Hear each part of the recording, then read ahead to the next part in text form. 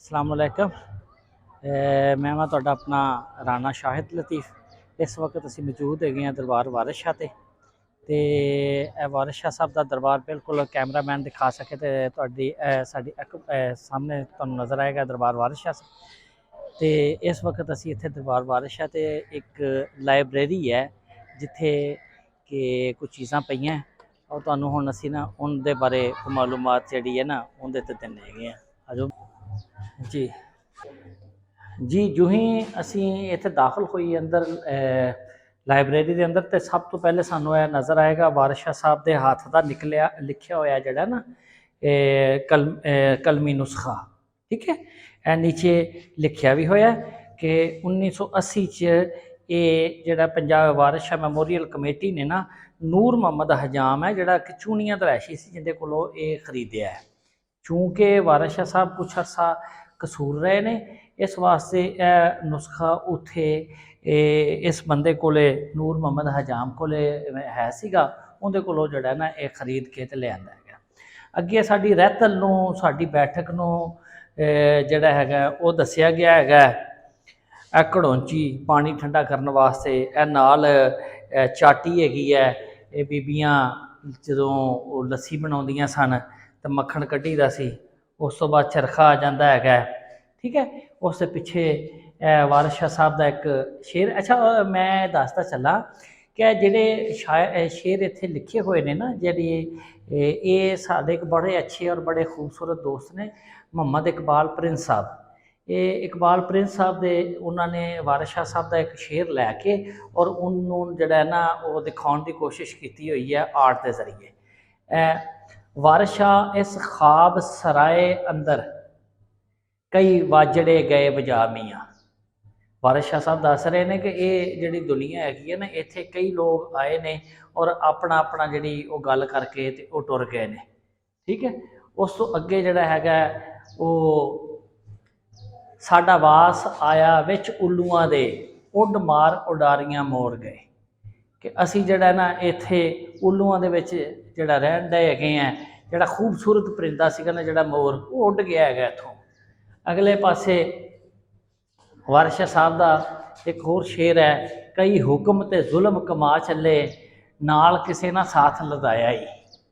ਠੀਕ ਹੈ, ਤੇ ਉਸ ਤੋਂ ਅੱਗੇ ਵਾਰਿਸ ਸ਼ਾਹ ਨਾ ਭੇਤ ਸੰਦੂਕ ਖੁੱਲੇ, ਭਾਵੇਂ ਜਾਨ ਦਾ ਜਿੰਦਰਾ ਟੁੱਟ ਜਾਵੇ, ਭਾਵੇਂ ਬੰਦਾ ਮਰ ਜਾਵੇ, ਲੇਕਿਨ ਉਹਦਾ ਅੰਦਰ ਦਾ ਜਿਹੜਾ ਭੇਤ ਹੈ ਨਾ ਉਹ ਕੋਈ ਨਹੀਂ ਪਾ ਸਕਦਾ। ਠੀਕ ਹੈ, ਵਾਰਿਸ ਸ਼ਾਹ ਉਜਾੜ ਕੇ ਵਸਦਿਆਂ ਨੂੰ ਫਿਰ ਖੈਰ ਦੇ ਨਾਲ ਆਪ ਵਸੀਏ ਕਿਉਂ। ਠੀਕ ਹੈ, ਉਹਦੇ 'ਤੇ ਉਹਨਾਂ ਨੇ ਉਹ ਦੱਸਿਆ ਹੈਗਾ ਕਿ ਕਿਸੇ ਨੂੰ ਜਿਹੜਾ ਹੈਗਾ ਕੋਈ ਬੰਦਾ ਜਿਹੜਾ ਵਸ ਰਿਹਾ ਹੋਵੇ ਉਹਨੂੰ ਨਹੀਂ ਛੇੜਨਾ ਚਾਹੀਦਾ, ਉਹਨੂੰ ਵਸਣ ਦੇਣਾ ਚਾਹੀਦਾ। ਜੇ ਤੁਸੀਂ ਉਹਨੂੰ ਕਿਸੇ ਵਾਸਤੇ ਤੁਸੀਂ ਘੜਾ ਖੋਦੋਗੇ ਨਾ ਤਾਂ ਬੰਦਾ ਆਪ ਉਹਦੇ ਵਿੱਚ ਡਿੱਗਦਾ ਹੈਗਾ। ਠੀਕ ਹੈ, ਇਸ ਤਰ੍ਹਾਂ ਕਈ ਹੋਰ ਸ਼ੇਰ ਨੇ। ਠੀਕ ਹੈ, ਜਦੋਂ ਰੱਬ ਅਮਾਲ ਦੀ ਖਬਰ ਪੁੱਛੀ ਹੱਥ ਪੈਰ ਗਵਾਈਆਂ ਦੇਣਗੇ ਨੇ। ਇਸ ਤਰ੍ਹਾਂ ਹੋਰ ਬਹੁਤ ਸਾਰੇ ਸ਼ੇਰ ਹੈਗੇ ਨੇ ਜਿਹੜੇ ਕਿ ਇਹ ਉਹਨਾਂ ਨੇ ਲਿਖੇ, ਜਿਹੜਾ ਵਾਰਿਸ ਸ਼ਾਹ ਸਾਹਿਬ ਦੇ ਲਿਖੇ ਹੋਏ ਸ਼ੇਰ ਨੇ ਜਿਨ੍ਹਾਂ ਨੂੰ ਪ੍ਰਿੰਸ ਇਕਬਾਲ ਨੇ ਆਪਣੀ ਉਹਦੇ 'ਤੇ ਕਲਮ ਦੇ ਨਾਲ ਉਹਨਾਂ ਨੂੰ ਵਿਖਾਉਣ ਦੀ ਕੋਸ਼ਿਸ਼ ਕੀਤੀ ਹੈ। ਇੱਥੇ ਵਾਰਿਸ ਸ਼ਾਹ ਸਾਹਿਬ ਨੇ ਕਈ ਜਿਹੜੀਆਂ ਮੱਝਾਂ ਨੇ ਉਹਨਾਂ ਦੀਆਂ ਜਿਹੜੀਆਂ ਇਕਸਾਮ ਨੇ ਉਹ ਦੱਸੀਆਂ, ਜਿਹੜੀਆਂ ਵਾਰਿਸ ਸ਼ਾਹ ਸਾਹਿਬ ਨੇ ਆਪਣੀ ਕਿਤਾਬ 'ਚ ਦੱਸੀਆਂ। ਤੇ ਉਹ ਸਾਡੇ ਇੱਥੇ ਜਿਹੜੇ ਦੋਸਤ ਨੇ ਮੈਨੇਜਰ ਨੇ ਅਹਿਸਾਨੁਲ ਮਾਲਕ ਸਾਹਿਬ ਨੇ, ਉਹਨਾਂ ਨੇ ਕੋਸ਼ਿਸ਼ ਕਰਕੇ ਇਹ ਉਹਨਾਂ ਨੂੰ ਜਿਹੜਾ ਹੈਗਾ ਉਹ ਮੱਝਾਂ ਦੀਆਂ ਤਸਵੀਰਾਂ, ਇਹ ਕਿਹੜੀ ਮੱਝ ਹੈ, ਕਿਹੜੀ ਮੱਝ ਹੈ, ਕਿਹੜੀ ਮੱਝ ਹੈ।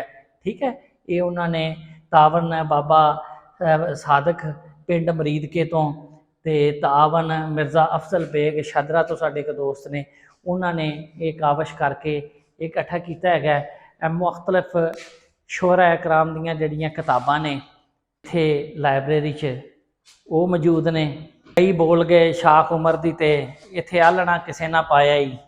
ਇੱਕ ਜਿਹੜਾ ਮੈਂ ਤੁਹਾਨੂੰ ਤਾਰਫ ਕਰਾ ਰਿਹਾ ਸੀ ਮੁਹੰਮਦ ਇਕਬਾਲ ਪ੍ਰਿੰਸ ਸਾਹਿਬ, ਇਹ ਸਾਡੇ ਉਹ ਦੋਸਤ ਨੇ, ਉਹਨਾਂ ਦਾ ਬਕਾਇਦਾ ਇੱਥੇ ਤਾਰਫ ਲਿਖ ਕੇ ਲਗਾਇਆ ਗਿਆ ਕਿਉਂਕਿ ਇਸ ਦੇ ਵਿੱਚ ਉਹਨਾਂ ਦਾ ਬੜਾ ਤਾਵਨ ਸ਼ਾਮਲ ਹੈਗਾ। ਇਸ ਲਾਇਬ੍ਰੇਰੀ ਨੂੰ ਸੂਰਤ ਹਾਲ ਇਸ ਤਰ੍ਹਾਂ ਬਣਾਉਣ ਦੇ ਵਿੱਚ ਉਹਨਾਂ ਦਾ ਬੜਾ ਕਿਰਦਾਰ ਹੈਗਾ। ਤੇ ਇਹ ਕੁਛ ਚੇਅਰਸ ਲੱਗੀਆਂ ਤਾਂ ਕਿ ਅਗਰ ਤੁਸੀਂ ਉੱਧਰੋਂ ਬੁੱਕਸ ਲੈ ਕੇ ਤੇ ਇੱਥੇ ਬੈਠ ਕੇ ਤੁਸੀਂ ਈਜ਼ੀਲੀ ਪੜ੍ਹ ਸਕਦੇ ਹੋ। ਤੇ ਅੱਜ ਵਾਸਤੇ ਇੰਨਾ ਹੀ। ਇਹ ਸੀ ਅੱਜ ਤੁਹਾਨੂੰ ਅਸੀਂ ਤਾਰਫ ਕਰਾਇਆ ਹੈਗਾ ਵਾਰਿਸ ਸ਼ਾਹ ਦਰਬਾਰ ਦੇ ਉੱਤੇ, ਵਾਰਿਸ ਸ਼ਾਹ ਮੈਮੋਰੀਅਲ ਕੰਪਲੈਕਸ ਦੇ ਉੱਤੇ, ਦਰਬਾਰ ਵਾਰਿਸ ਸ਼ਾਹ ਤੇ ਜਿਹੜੀ ਇੱਕ ਲਾਇਬ੍ਰੇਰੀ ਹੈ, ਛੋਟੀ ਜਿਹੀ ਲਾਇਬ੍ਰੇਰੀ ਹੈਗੀ ਹੈ ਉਹਦਾ। ਤੇ ਨੈਕਸਟ ਅਸੀਂ ਇਨਸ਼ਾ ਅੱਲਾਹ ਤਾਲਾ ਤੁਹਾਨੂੰ ਮਜ਼ੀਦ ਇੱਥੋਂ ਦੇ ਦਰਬਾਰ ਦੇ ਮੁਤਲਕਾ ਜਿਹੜੀਆਂ ਹੋਰ ਬਹੁਤ ਸਾਰੀਆਂ ਚੀਜ਼ਾਂ ਉਹਨਾਂ ਦੇ ਬਾਰੇ ਆਗਾਹੀ ਦੇਵਾਂਗੇ ਵਕਤਨ ਫਵਕਤਨ।